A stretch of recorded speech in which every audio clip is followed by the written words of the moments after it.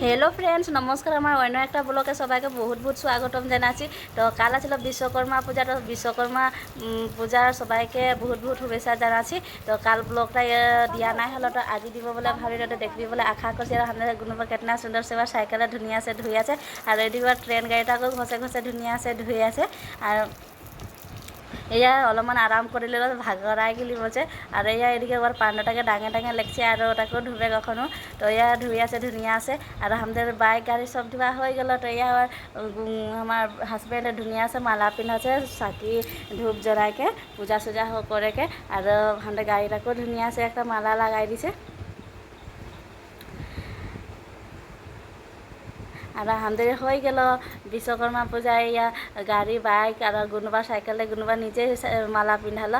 আর কিমান ধুনীয়া লাগছে আজি দিনটা, সঁচাকৈ বহুত ভাল লাগে।